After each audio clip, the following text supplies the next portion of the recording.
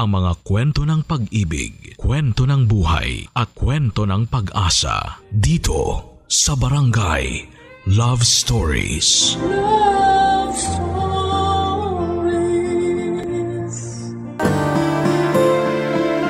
Hindi sa tagal ng relasyon na susubo kung paano or kung gaano kalalim ang inyong pundasyon. Dahil minsan ay kung sino pa yung matagal mo nang kasama, sila pa talaga ang nagpapabigat sa sitwasyon. Ikaw kabarangay, meron ka bang kilalang pabigat?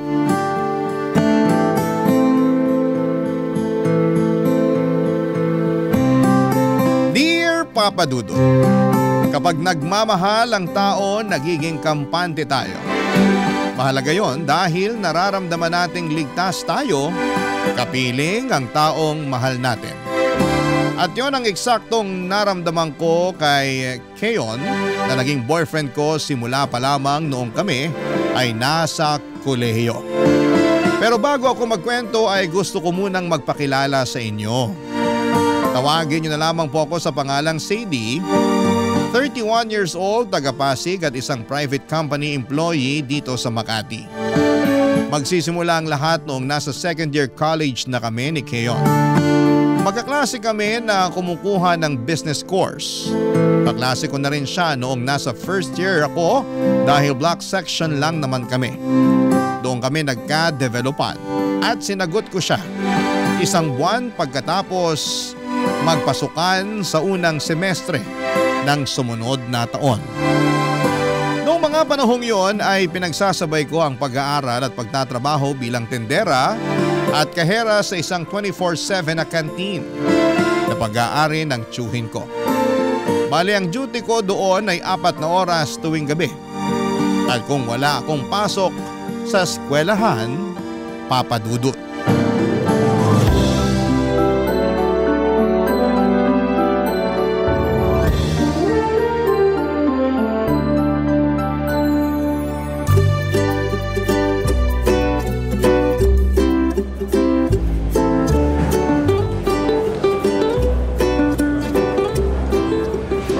Grabe, sarap naman ito. Ito rin, ang sarap. Uy, dahan-dahan ka naman kumain. Baka mabulunan ka. Hindi ko lang mapigilan. Ngayon lang ako nakakain ng ganito kasarap na menudo. Tsaka sobrang asim pero malinamnam na sinigang. Ah, ganun ba? Oo, mapapakain talaga ako. Kuha mo pa nga akong kanin, baby. Sige na, please. Ah, sige. Teka lang. Ay, gawin mo na palang 2. Ah, sige, teka. Pagsasandok kita. Ayan, gusto ko yan. Excited na ako. Ito na yung 2 rice mo. Salamat, baby. Upo ka na, dali. Kwentuhan tayo habang kumakain ako. Sure ka ba talaga na busog ka na dun sa kinain mo? Oo, isang rice lang naman ang kaya ko. Baka magutom ka pa. Mukhang marami pa naman yung ginagawa mo rito. Kakain na lang ulit ako pag nagutom ako. Sige, basta ako kakain na ng marami. Grabe. Sarap talaga nito mga ulam. Magdahan-dahan ka pa rin. Baka mamaya mabulunan ka. Ewan ko na lang sa'yo. Ay, teka. Sino palang magbabayad nitong mga kinain natin? Ha? Ako na. Ayun. Salamat, baby ko. Bigla ko kasing naalala na wala pala akong panlibre sa'yo dahil sakto lang yung baon ko. Alam ko naman yun. Saka ako naman yung nagyaya sa'yo na dumaan muna rito sa kantin nila tito bago umuwi sa inyo. Nabanggit mo kasi na ilang gabi ka nang hindi nakakakain ng maayos. Gawa nang hindi masarap yung ulam na luto ng nanay nyo. Ooy, puro gulay pa. Yun lang kasi kaya ng budget namin tapos petsa de peligro pa. Si tatay hirap na naman makontak para sabihan na magpadala sa amin. Kilala mo ako, hindi rin ako magulay na tao. Para ako nilalason pag kumakain ng gulay. Shh! Huwag kang maingay dyan. Ha? Bakit? Baka marinig ka ni tito, lagot ka dun. Bakit nga? Ano bang kasalanan ko? Biro lang. Pero magulay kasing tao yon. Masasarap din yung mga putahing gulay na niluluto niya. Kaya siguradong iismiran ka nun pag narinig ka. Pero ayos lang naman sa'yo na di ako mahilig kumain ng gulay, di ba? Oo naman. Nasa tao naman yon. Ako nga may ibang gulay na hindi kinakain, kagaya ng okra. Ayoko kasi nun masyadong madulas, saka hindi ko gusto yung lasa. Ano pa bang gulay ang hindi ko kinakain? Ako, patatas lang kinakain ko. Ay oo nga, mahilig ka nga sa fries. Sinabi mo pa, inuulam ko pa nga sa kanin yun eh. Totoo? Oo, panalo yun. Try mo minsan, busog na busog ka. Dami mo talagang alam. Siyempre, mahilig kaya akong kumain. Malas lang kasi di masyadong masarap magluto si nanay. Ultimo adobo, hindi niya makuha yung lasa. Paanong hindi makuha yung lasa? Basta, iba-iba yung lasa pag nagluluto siya. Minsan maalat, minsan naman matamis. Napaisip tuloy ako kung may tamang lasa at timpla ba ang adobo. Meron yun. Pero di ko na alam kung ano dahil di naman ako culinary student. Sa bagay. Bakit sa inyo? Anong version yung laging niluluto ng mama mo? Yung manamis-namis. Gusto kasi ng mga kapatid ko yan kaya nakasanayan ko na rin. Gusto rin yan ng mga kapatid ko. Pero ako ayoko. Baka kaya nasabi mo lang na hindi masarap magluto nanay mo kasi ayaw mo ng adobo na matamis. Siguro. Kaya nga gustong gusto ko rito sa tiyo mo. Masarap yung luto niya. Sa susunod, yung adobo naman niya ang titikman ko. Pag narinig ka ni Tiyo, naku siguradong lalaki ulo nun. Okay lang. Totoo naman sinasabi ko. Salamat ulit sa libre, baby ko. Hayaan mo. Pag nakagraduate tayo at nakapagtrabaho, ako naman ang manlilibre sa'yo. Hindi lang sa kantin kagaya nito, kundi sa mga mamahaling restaurant pa. Ikaw talaga. Kumain ka na nga dyan para makauwi ka na. Malapit na rin magsimula yung trabaho ko eh. Sige, ubusin ko lang tong kanin. Mga padudod, kung i-describe ko si Keyon ay masasabi kong crush siya ng lahat. Guwapo kasi siya, makinis ang balat na akala mo ay naliligo sa gatas. Maputi at matangkad at ako naman saktong ganda lang pero may ibubuga naman sa klase. Hindi naman sa minamaliit ko ang aking sarili pero minsan ay napatanong na ako sa kung paano niya ako nagustuhan. Sa amin kasing magkakaklase, ako lang ang working student. Paulit-ulit ko yung tinatanong sa boyfriend ko pero di naman niya masagot. Basta sabi lang niya ay may nararamdaman siyang something o kakaiba para sa akin. Pero hindi rin daw malinaw kung ano. Sa huli ay iniisip ko na lamang na baka ganon talaga pag in love ang tao. May nararamdamang something na hindi maipaliwanag.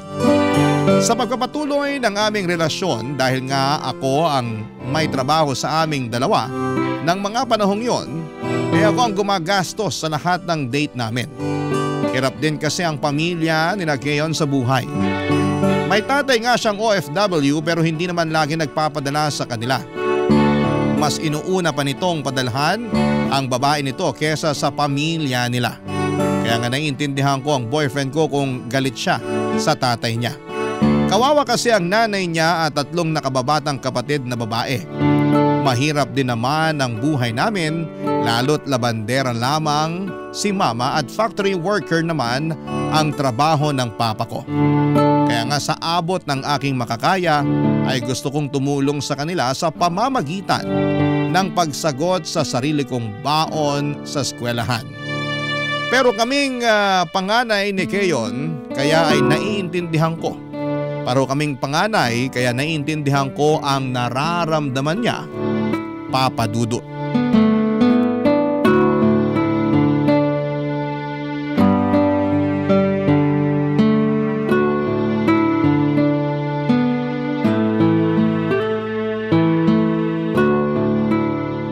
Keyon, kumain ka na. Sabi ng nanay mo kaninang umaga ka pa raw hindi kumakain. Tubig ka lang ng tubig. Nagluto pa naman siya ng lugaw. Ayoko. Wala naman ako malasahan. Kahit na. Baka lalo kang magkasakit niyan eh. May sakit na nga ako, di ba? Kaya nga sabi ko baka lalo. Alam kong may sakit ka na. Di ka nga nakapasok sa school kanina eh. Nag-alala tuloy ako. Kaya nagmadali na akong pumunta rito sa inyo nung uwian. Pero aalis ka rin naman mamaya kasi magtatrabaho ka na sa kantin ng tiyo mo, di ba? Ay, oo pero mamaya pa namang 8 PM yun. Maaga pa naman no, 6:30 pa lang. Ayaw mo ba talagang kainin tong lugaw na niluto ng nanay mo? Ayoko, pero may iba akong gustong kainin. Ano?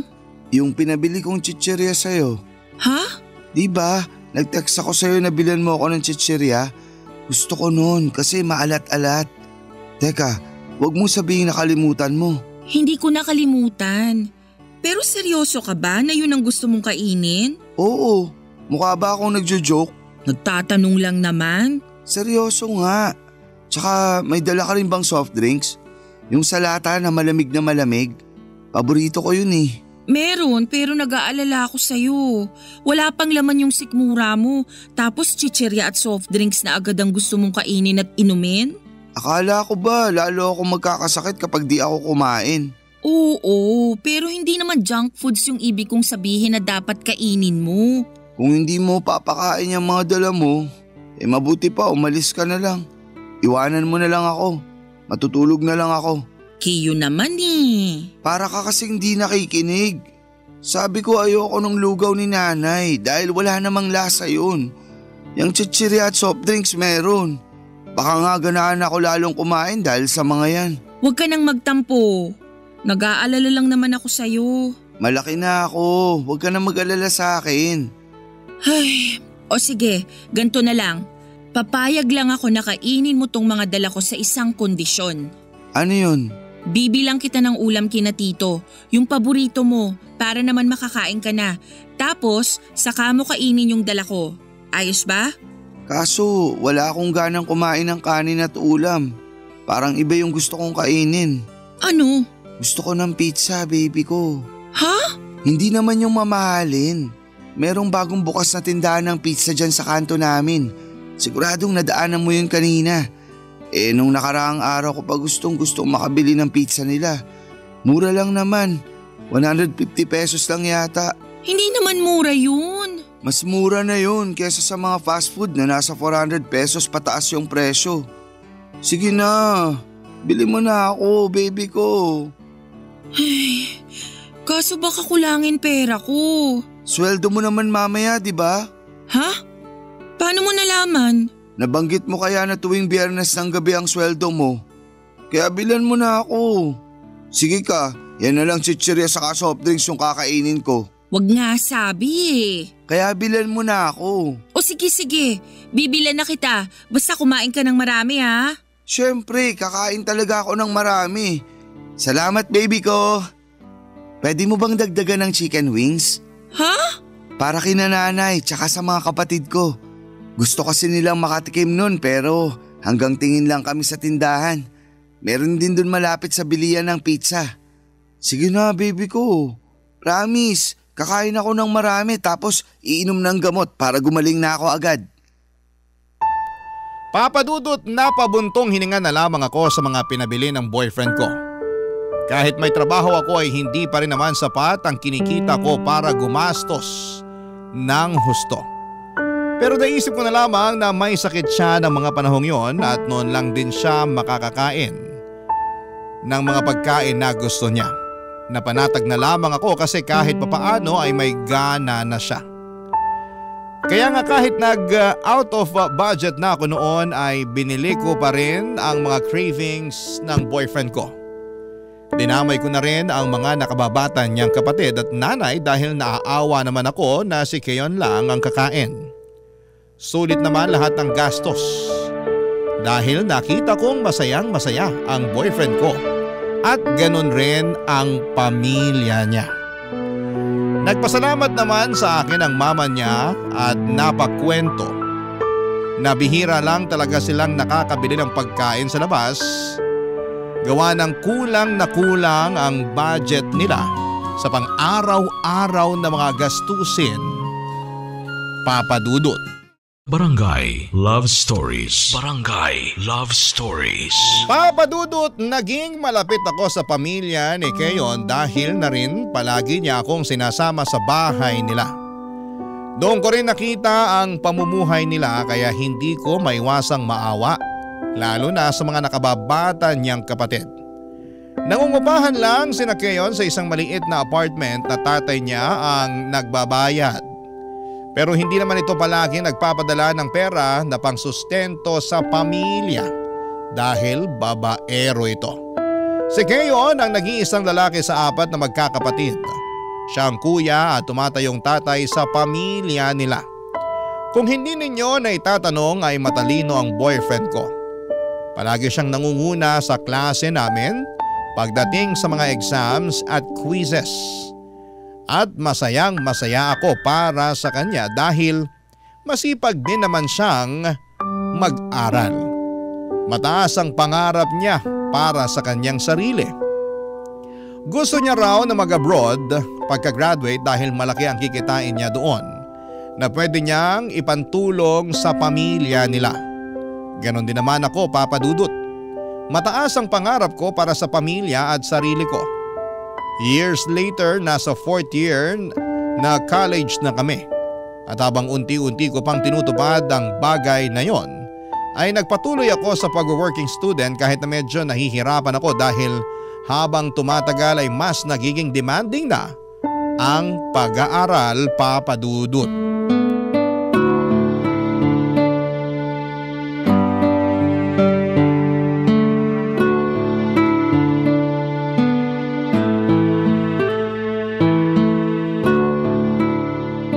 Naku, ang dami na naman pala nating bayarin sa susunod na buwan, baby ko. Tapos sa isang subject lang yun. Meron pang iba. Kaya nga nagko-compute na ako ng mga gagastusin natin para makapagtabi na ako ng pera. Alam mo naman na hindi rin ganun kalaki yung kinikita ko sa kantin ni Tiyo. Buti ka nga may pambayad na kahit paano. Kumusta naman ako? Hindi naman sa ganun. Anong hindi sa ganun?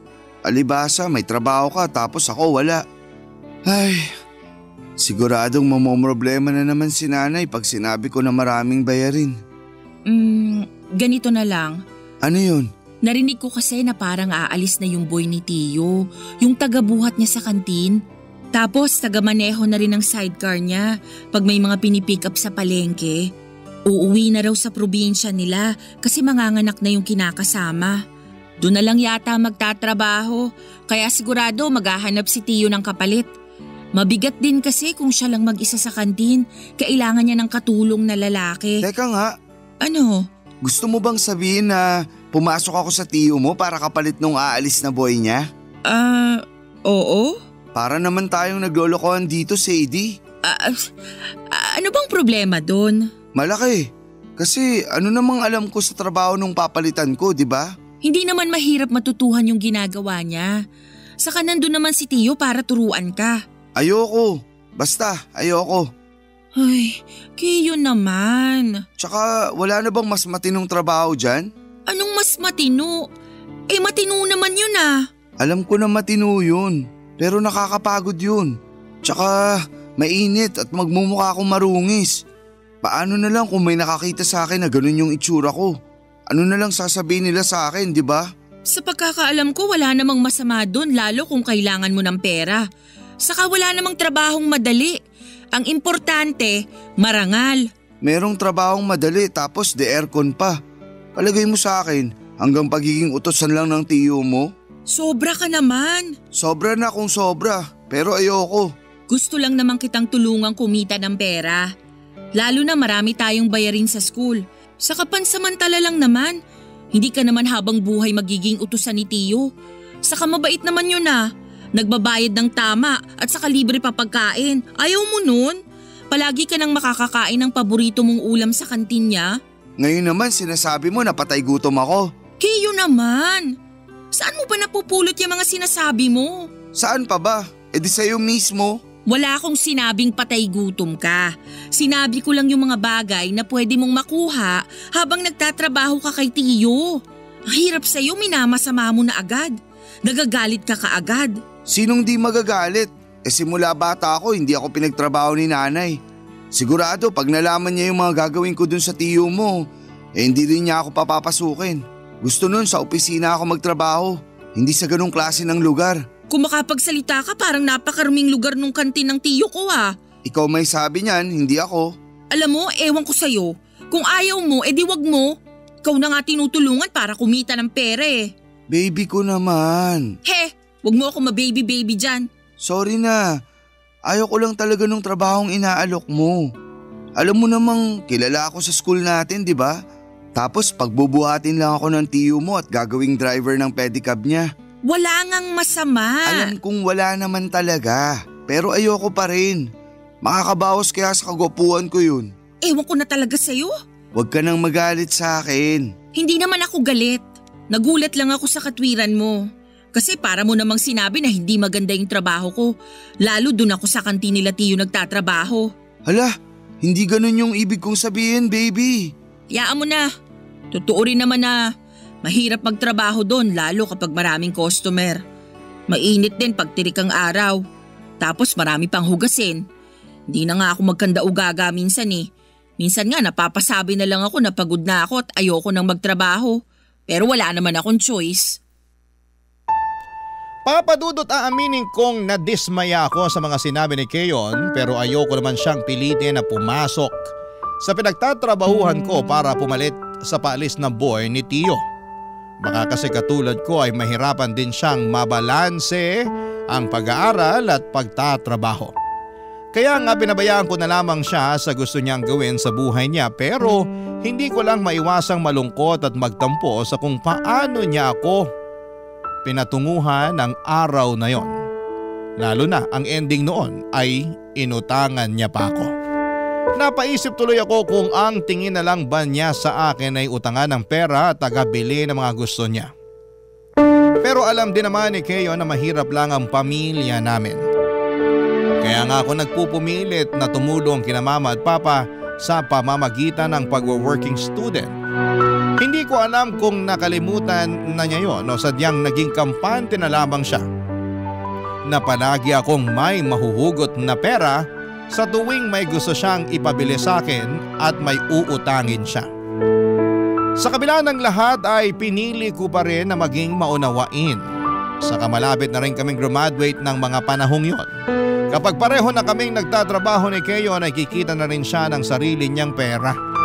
Hindi nagtagal ay dumating na nga ang araw ng aming graduation. Fast forward. Nakapasok kami sa magkahiwalay na kumpanya pero isang buwan pa lamang ay umalis na doon ang boyfriend ko. Ayaw daw niya sa management nila. Masyado raw maraming rules and regulations na nakakalito para sa kanya kaya naghanap na lamang siya ng ibang mapapasukan. Pero hindi yun naging madali dahil mas naging mapili siya. Dahil sa ako lang naman ulit ang may trabaho sa amin ng mga panahong yon. Ako ulit ang may sagot sa lahat ng gastusin namin ni Keyon sa tuwing lumalabas kami para mag-date, Papa Dudut.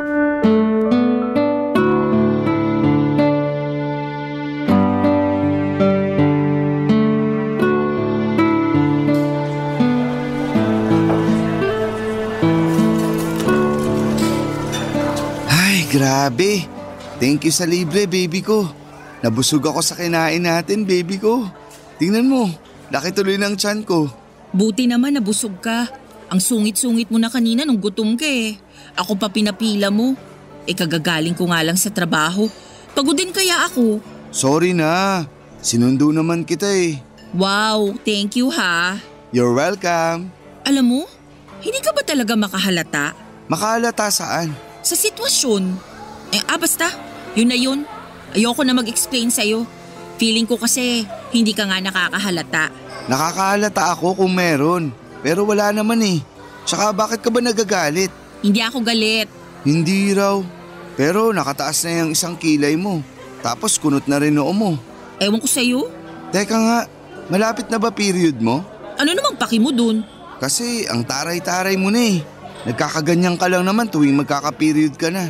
Katatapos ko lang, di ba? Ay, oo nga pala. Ay, ewan ko talaga sa'yo, ang hirap mong kausap.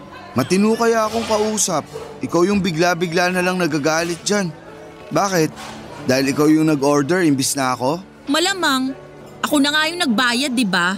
Pag-o-order na nga lang ang gagawin mo, hindi mo pa ginawa. Dami mo pang rason. Napaka mo talaga. Rason naman talaga na masakit tiyan ko. Kasi di pa ako nagla-lunch. At bakit mo sinusumbat na ikaw ang nagbayad? Mura lang naman itong mga kinain natin. Magkano lang to? Fast food lang tong kinainan natin. Tsaka ka naman umbat kung sa mga 5-star restaurant mo ko nilibre. Aba, talaga naman. Totoo naman sinabi ko. Makapagreklamo ka, akala mo talaga. At ikaw, kung makapagsalita ka, akala mo hindi ka nabusog dyan sa mumurahing pagkain na kinain mo ah. Nag-thank you na ako sa'yo, di ba? Hirap sa'yo, hilig mong manumbat. Porke ikaw may trabaho sa atin, pinamumukha mo na sa akin na palagi mo ako nililibre? Bakit? Hindi ba? Grabe ka, parang hindi mo ako boyfriend. Boyfriend kita, pero paano naman ako? Girlfriend pa ba trato mo sa akin? Oo naman, kaya nga sinundo kita kanina sa opisina nyo, di ba? Sinundo mo nga ako pero panay naman ang reklamo mo. Sobra ka naman, hindi ba pwedeng masakit lang talaga tiyan ko? Sabi mo naman gusto mong mag-date tayo kasi namimiss mo na ako. Ay, wag na nga nating pag-usapan, sumasakit lang ulo ko. Ikaw masyado kang mainit. Dapat chillax ka lang, kalmahan mo. Wag na nga sabi natin pag-usapan, ang kulit mo rin no? Sorry na, kasasabi ko lang na kalmahan Sige ka, 24 ka pa lang pero baka magka-wrinkles ka agad. Ewan ko sa'yo. Joke lang. Kumusta na pala yung paghahanap mo ng bagong trabaho? Okay naman, wala pa rin ako nahanap. Sabi mo may interview ka kaninang umaga. Hindi ko pinuntahan. Ha? Bakit? Di ko trip yung office, ang taas masyado. Biruin mo, nasa 18th floor. Paano ko masira yung elevator? Ano yun? Aakitin ko gamit hagdan? Ayoko nga, kaya hindi nila ako pumunta. Nang dahil lang dun? Hindi ka na tumuloy? Parang ang babaw naman. Hindi kaya mababaw yun. Yung office nyo nga nasa 20th floor.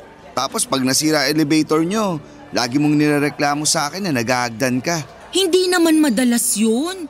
At saka nagpagawa na ng spare elevator yung building namin. Kaya kahit masira yung isa, meron pang isa na pwedeng gamitin. Kahit na, natrauma ako dun sa kinuwento mo kaya ayoko na lang. Kaso sayang naman. Maganda pa naman yung company at saka malaki yung starting salary na offer nila. Aanhin ko naman yun kung ipanggagamot ko lang din sa nabasag kong tuhod. Gawa ng pag-akyat sa hagdan. Alam mo, ewan ko sa'yo. Hindi ko alam kung anong klaseng pag-iisip meron ka. O sadyang wala ka lang sa hulog magtrabaho. Dami mong reklamo? Nakakainis ka na! Papadudot, hindi ko akalain na susobra sa budget ko ang nagastos ko sa date naming yon ni Keyon.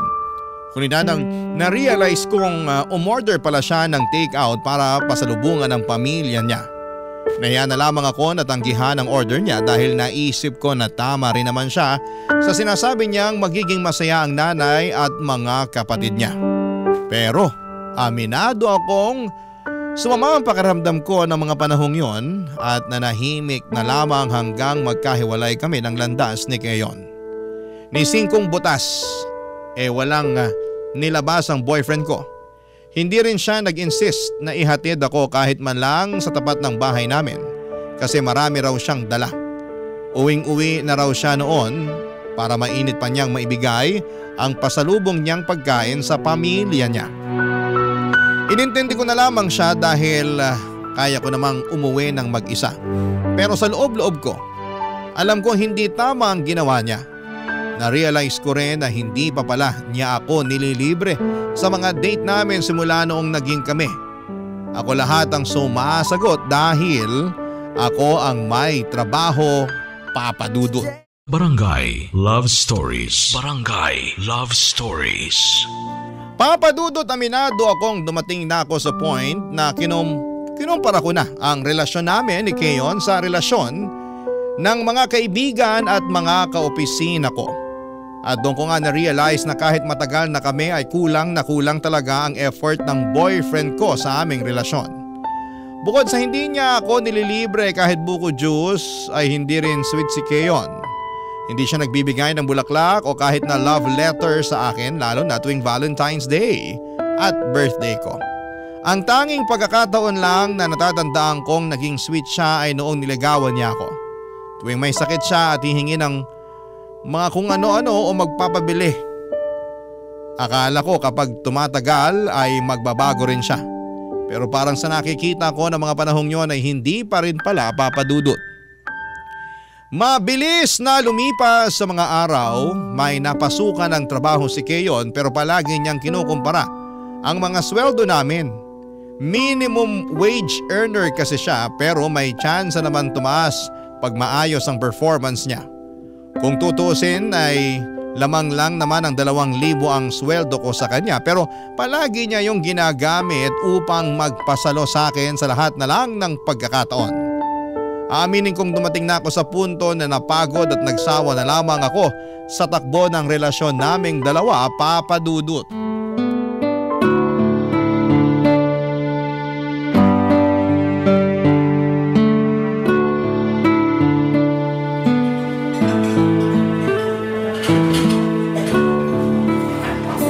Grabe! Ang sarap naman ng mga pagkain sa restaurant na to. Kakaiba yung lasa tapos ganda pa ng service. Feeling ko tuloy hari at reyna tayo. Siyempre, kasama yun sa binabayaran sa kanila eh. Pero tama ka naman na masarap naman mga pagkain nila. At worth it.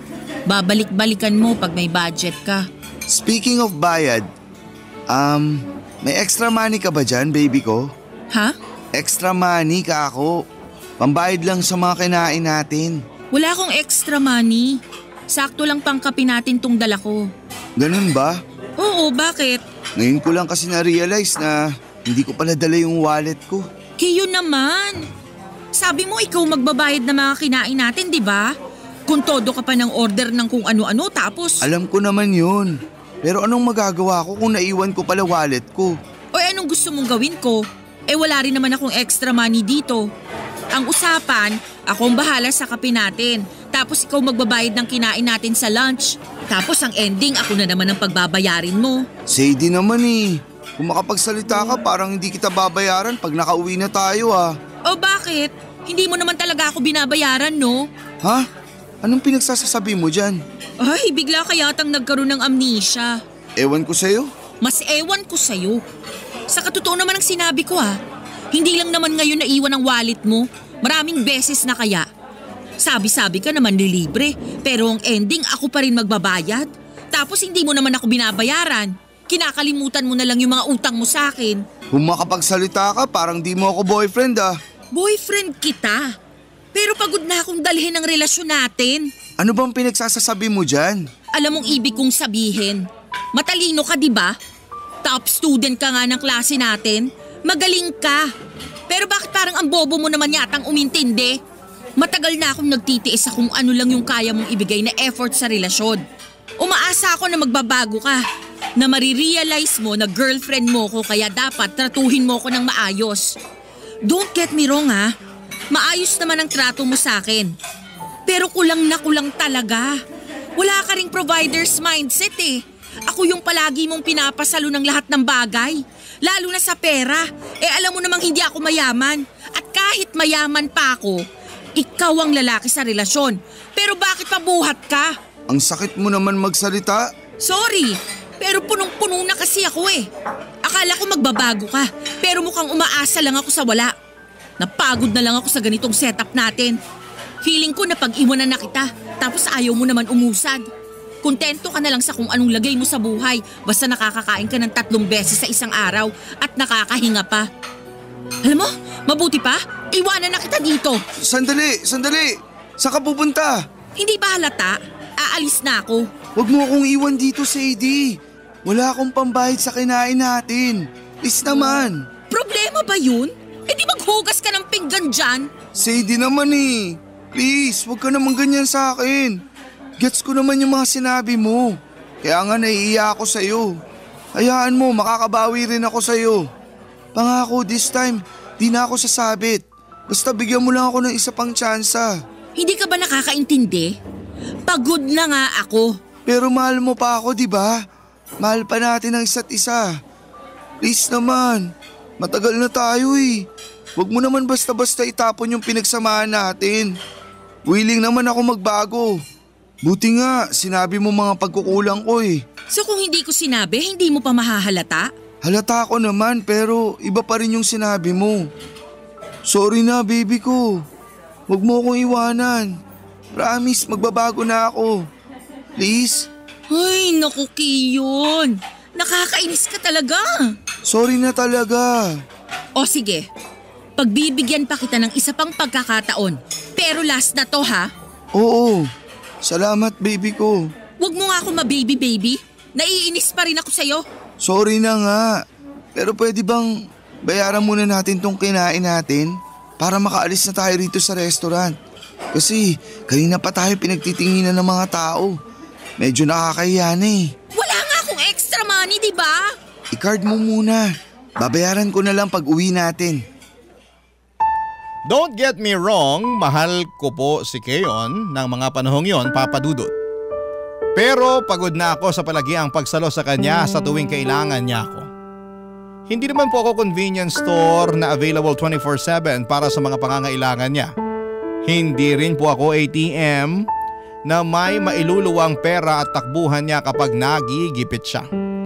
Marami akong pangarap para sa amin ni Keon pero isang araw ay nagising na lamang ako sa realidad na baka ako na lang ang nangangarap mag-isa at nanghahawak sa aming relasyon. Alam ko na walang perpektong relasyon at may mga couple na nagsisimula bilang mahirap na umasenso naman sa dulo. Gawa na rin ang pagsisikap. Nagsisikap naman ako, alam ng Diyos yan. Pero parang hindi ko nakikitaan ang pagsisikap si Keon. Kaya nga hindi niyo ako masisisi kung ginusto ko na lang na makipaghiwalay sa kanya ng mga panahong yon. Pero dahil senserong pakiusap niya na bigyan ko pa raw siya ng isang tsansa, aaminin kong naantig ang puso ko at nakonsensya. Nang hinayang ako sa ilang taon naming pagsasama kaya nga nakumbinsi akong patawarin siya. Kaya lang ay hindi pa rin nagbago si Keon. Plinano ko na lang talagang makipaghiwalay sa kanya for good pero hindi yon natuloy dahil naman sa pandemic. Aminado ako malaking bagay na nandyan si Keon lalo at naapektuhan ng husto ang mental health ko. Marami kasi sa mga kamag-anak namin ang kinuha ng sakit na COVID-19. Makaraan ng 2 taon, taong 2022 nang may ginawang boyfriend ko na sa hinagap ay hindi ko naisip na magagawa niya sa akin, Papa Dudut.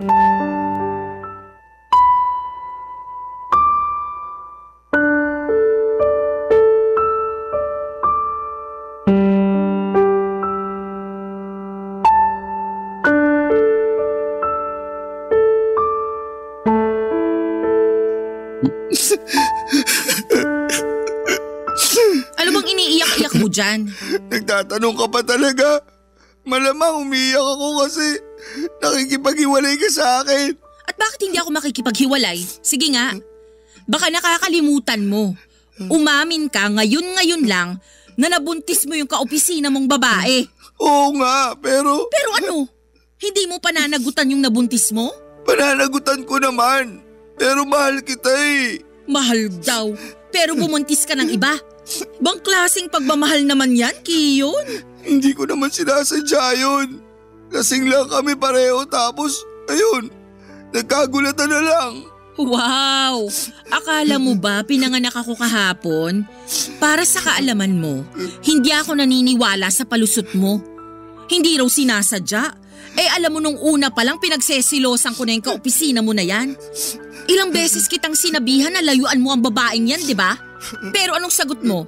Masyado akong OA, wala ka namang ginagawang masama, bla bla bla. Pero anong ginawa mo?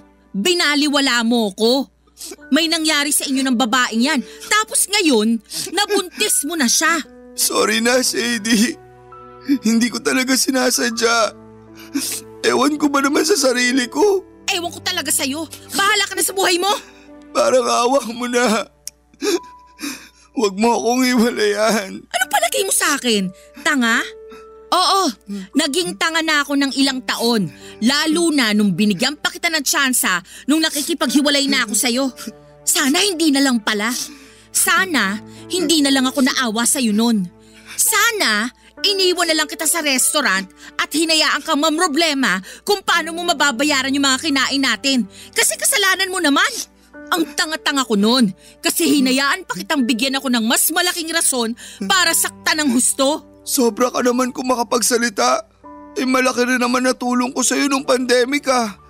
Di ba sabi mo, buti na lang nandun ako para may karamay ka? Oo, at nagpapasalamat naman ako sa bagay na yon. Pero wag mo nang asahan na gusto ko pa rin makisama sa'yo. Lalo't niloko mo ko at sinira mong tiwala ko. Saka ang kapal na mukha mong isumbat sa akin yung ginawa mo nung pandemic.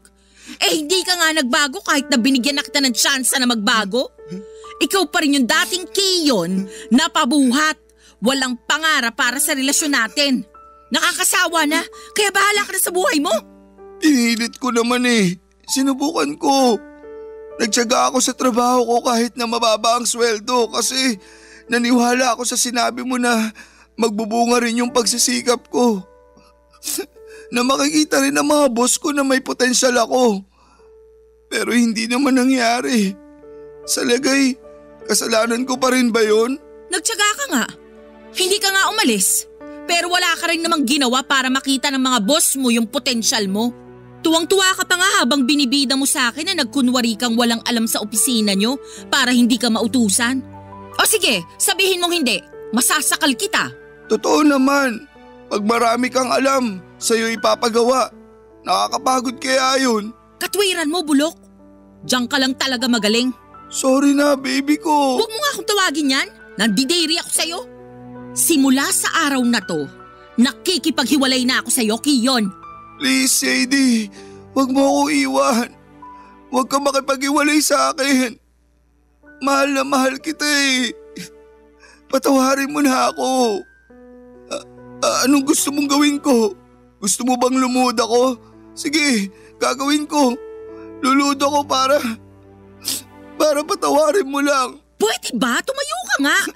Lalo lang nadadagdagan yung galit ko sa'yo Sorry na kasi. Sorihin mo mukha mo.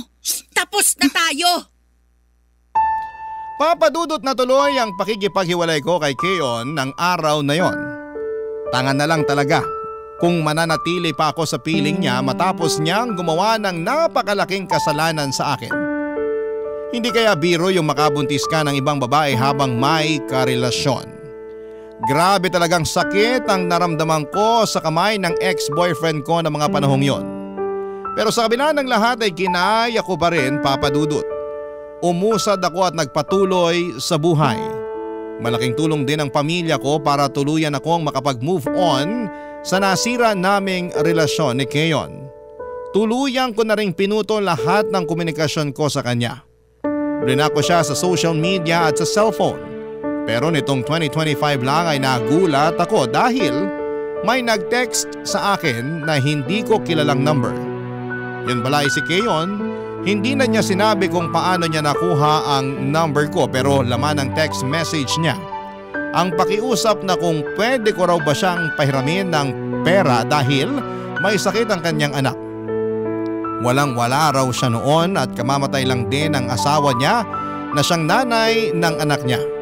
By the way, pagkahiwalay namin ay nalaman ko na lang na kinasal sila sa huwes ng babaeng nabuntis niya. Hanggang dito na lamang po ang sulat ko, Papadudot. Sana po ay mapayuhan ako ng mga kabarangay natin. Kung dapat ko pa bang buksan ang communication ko kay Kiyon. Aminado kasi ako na naaawa ko sa kanya nung nabasa ko ang mensahe niya at sinapit niya. Pero natatakot ako na baka maabuso niya ulit ako katulad ng dati.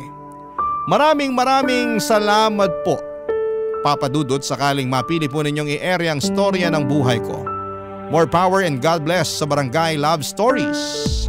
Ang inyong forever kapuso at ka-barangay, Sadie. Barangay Love Stories. Barangay Love Stories. Ako, gigil na gigil talaga ako sa nangyayari sa kwento natin. O ikaw, kabarangay, kumukulo rin ba dugo mo? Pwede kang mag-iwan ng comment sa ating comment section. Nagustuhan ng iyong napakinggan? Ituloy yan via live stream sa www.gmanetwork.com/radio.